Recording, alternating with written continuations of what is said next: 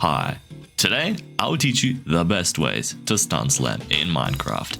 I'm going to cover every way that you can stun slam, from the bad techniques to the insane techniques that the pros use, and a very secret trick that is supposedly what Marlow, the #1 Mace player, uses to be able to one-tick stun slam. First off, how do you stun slam, and what is a one-tick stun slam? A stun slam basically is where you stun somebody's shield and then use the mace to slam them, which is the ultimate counter against someone using a shield in PvP. A one-tick stun slam is a name for the fastest way that you can stun slam. Because Minecraft runs in 20 ticks a second, a one-tick stun slam is both stunning a shield and slamming someone in 1 tick, or 1/20th of a second.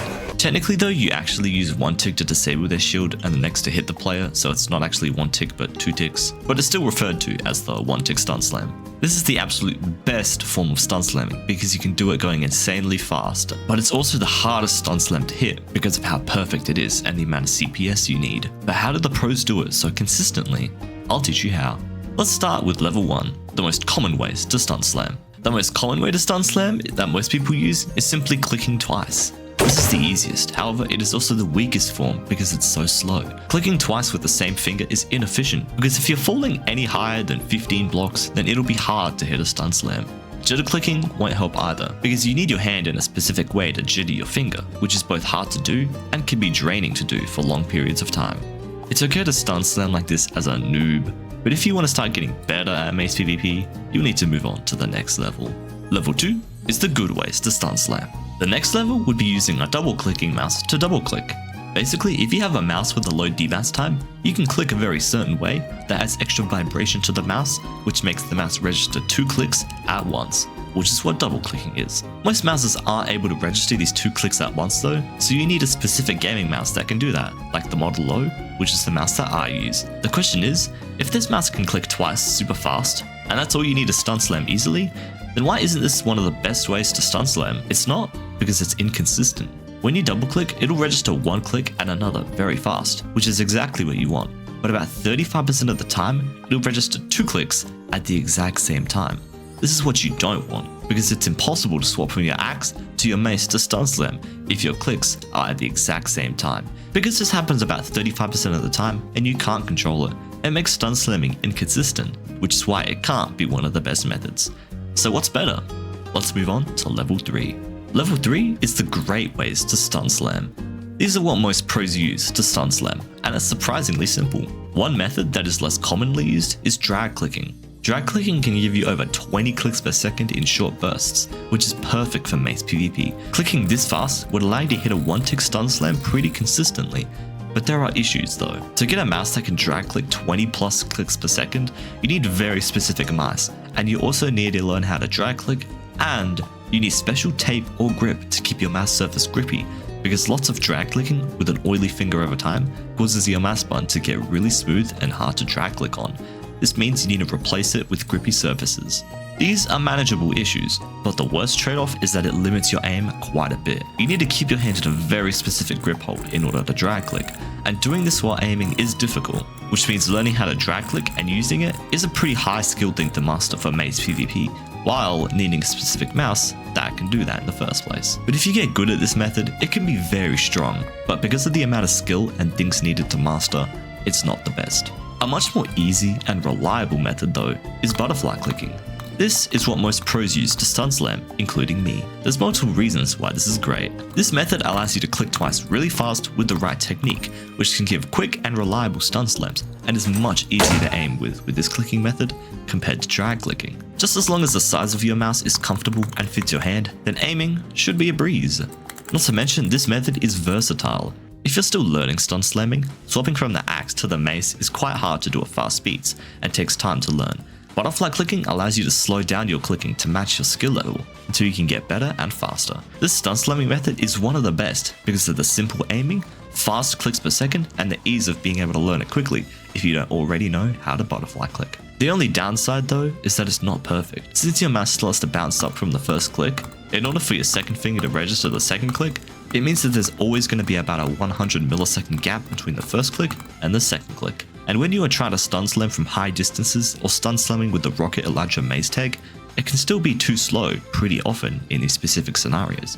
If you're a good player, you won't have to worry about this, but if you're a pro, doing fast stun slams from high up is common work, especially with the new pearl mechanics that make you fly down really fast.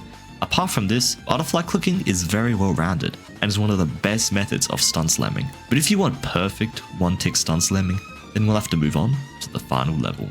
Level 4 is the theoretical best ways to stun slam that can let you consistently one-tick stun slam people if you master these techniques. So far, we've covered most ways on how to stun slam. However, all of them except drag clicking and double clicking still have a slight gap in between clicking that makes it hard to stun slam from high speeds. The only way to fix this is to either fix double clicking, which you'd probably need to fine-tune a mouse for, or find a mouse that can double click with a gap, which I have no idea what mouse could do that. Or the much simpler option, finding a way to click twice with 2 different buttons. Because if you can't click twice fast enough with one left click button, then you'll need 2 separate left click buttons in order to press with different fingers, so then there are no limitations to the speed that you can stun slam.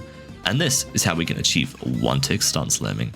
There are 3 ways that we can do this. The first method is by double binding left click to your side mouse button, or to a button on your keyboard. This allows you to have a second left click button that can be easily reached to be able to stun slam as fast as you want.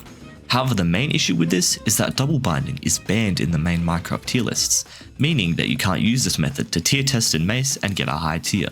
The reason it's banned is because the tier list doesn't allow external software to be allowed to give you an advantage, so you can't use a keyboard rebinding software to change a key to left click, but also because they didn't want people who have a gaming mouse to have a significant advantage in Mace PvP against people who don't have one. However, you can use these methods in SMPs and PvP practice servers, but some people in the community still consider it cheating. The positive though is that it's almost impossible to detect someone double binding, and you'd probably only get caught if you admitted it to somebody.